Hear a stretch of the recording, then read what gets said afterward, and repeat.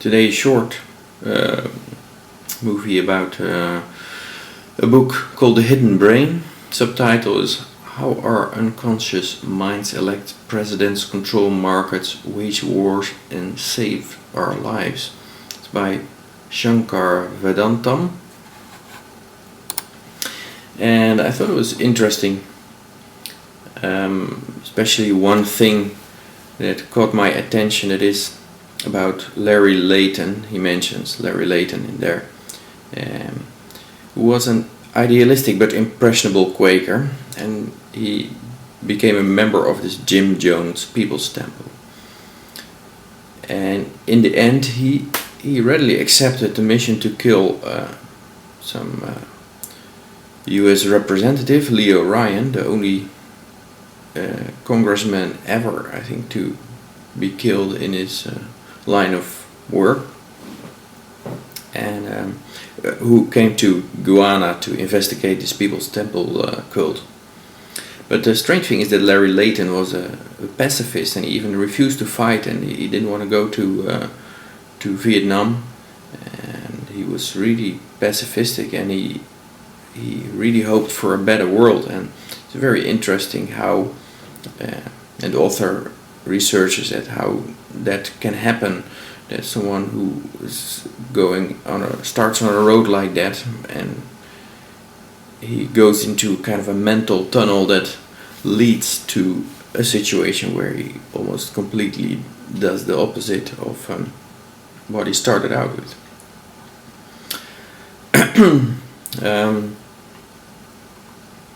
It's a time ago I read this book and I made some notes, but let's see where it goes. But the thing I remember is this: the Jim Jones, of course, came from a dysfunctional family. Like his father was an alcoholic and a World War I veteran, active in the Ku Klux Klan.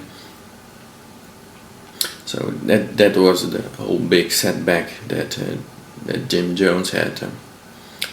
What caused him to become a broken man also. One of his childhood friend was Dan Mitrione, by the way. He's an FBI, later an FBI agent, advisor to the CIA for Latin America. Later killed in Uruguay. A movie made of that is called State of Siege, 1973. But Jim, had to raise himself, it says then. But of course, but you have a dad like that, and a mother to match probably. He also received a lot of abuse and manipulation. He learned that from the school of life. Reportedly, he was cruel to animals and obsessed with religion. He held even funerals for animals, and then he was the priest, and all the little friends had to go to the funeral and obey and show respect.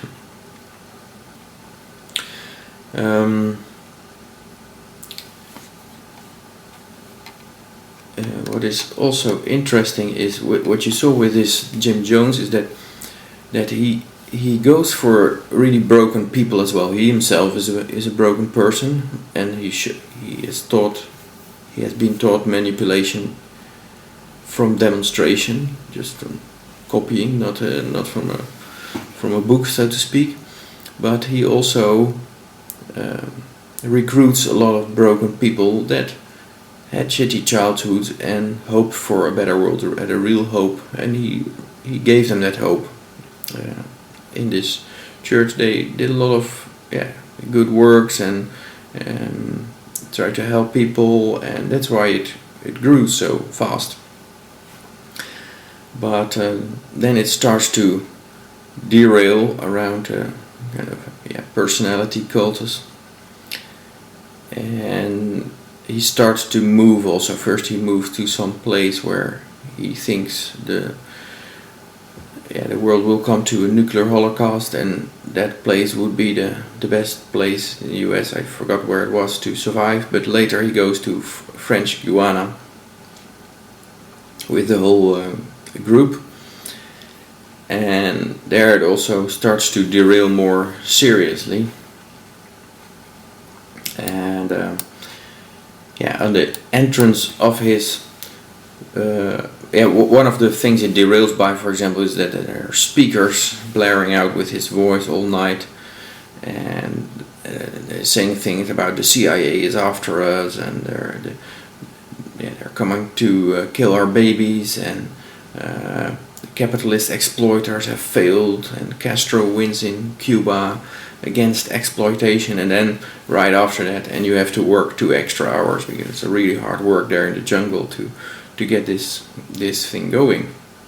And the strange thing is that over the entrance of the pavilion hangs this sign listed, "Those who do not remember history are deemed to repeat it." And that is symbolic for his life. His personal history was one of abuse, and since he does not remember that history, he is deemed to repeat that on others. And what is also very sad is that they're getting more and more loyalty tests. So he says things like, "Tonight someone is trying to get away, but that is a loyalty test and you have to turn him in." And they also get to violent beatings. So you have to be humiliated for the group, and he is also sexual with both men and women from the group, getting more and more out of line,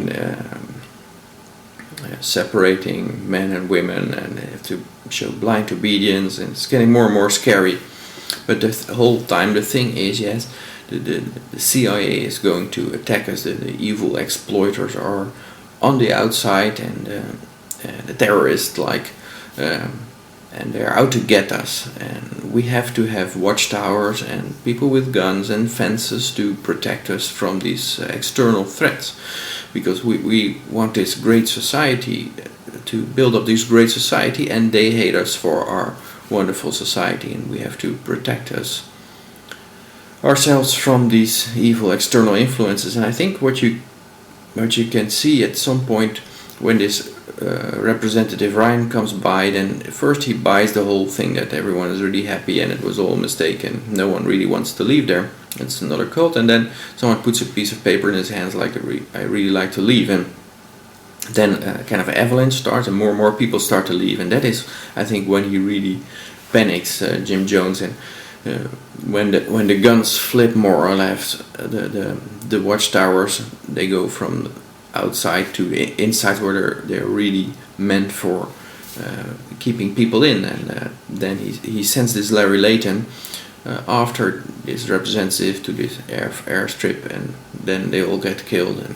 And right after that, everyone supposedly commits suicide with drinking this Kool-Aid stuff, this cyanide water or something. And I think about 1,000 deaths. It was a real horrible thing.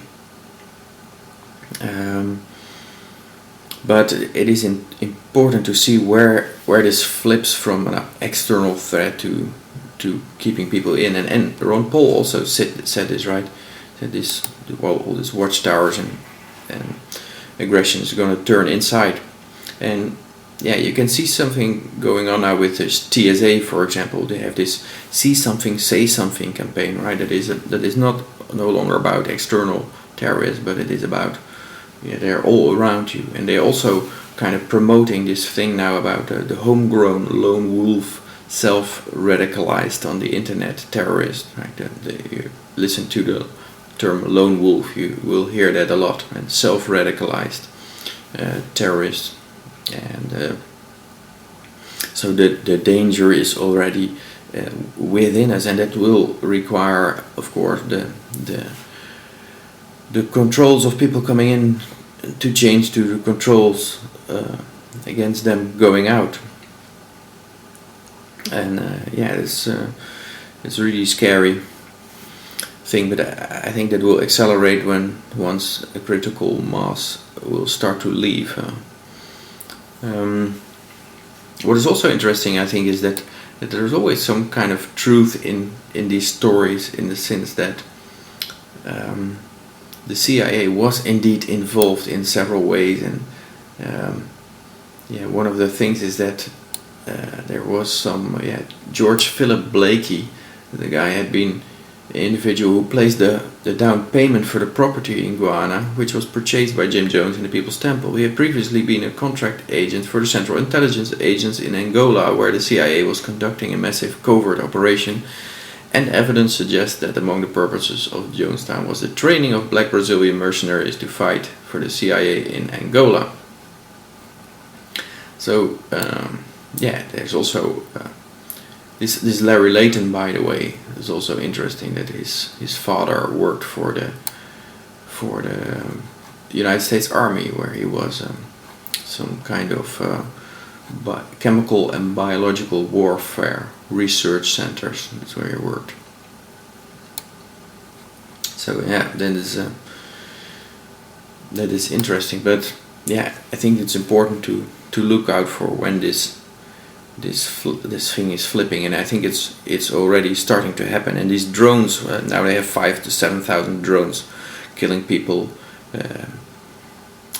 all around the world, mostly in Yemen and Pakistan and Syria, I think also. But also now they have this project where they killed an American citizen for the first time without any protest or something. Just a hit went out for him, right? So that is also it's more internal. Now the American citizen who gets droned, and I think all these drones they will also fly over the U.S. in the end to control the people and to tax them and to exploit them. And there's already now a change in the air traffic control system, because there has been a collision with an unmanned vehicle with an airplane, so they have to make some changes there. But they will use that to control the population. So I think in Europe here we are a little behind on that, but it will also happen. And you wonder where you can go to avoid all this shit. But thought to let you know this. Let me know what you think. Bye-bye. Adam Curry, John C. Dvorak. It's Thursday, July 21st, 2011. Time for your Gitmo Nation Media Assassination Episode 323. This is No Agenda. In the morning. Just so you know, let me repeat. Billions and billions and billions of dollars being handed out to government contractors, shredding computers, doing whatever they want in sand and killing people. And here at home, in the end, the folks I hear from in letters or meet when I travel across the country, they aren't asking for much. They're just looking for a job that covers their bills. They're looking for a little financial security. That's right. They want to know that if they work hard and live within their means, everything will be all right. They'll be able to get ahead and give their kids a better life. That's the dream each of us has for ourselves and our families. That's right. John, that's my dream. Every time I hear that, I get so irked. That is so pathetic. It's my dream. That's what the president thinks of the public. Yeah. Yeah, it's American dream, just getting by. Screw yeah, we're going to give all this money away. Meanwhile, we're going to give it to the bankers and the bull crappers in Iraq, and we're just going to lose a lot of it. Because we don't care. We're just throwing it around. We'll lose it, so what? Yeah, that's right.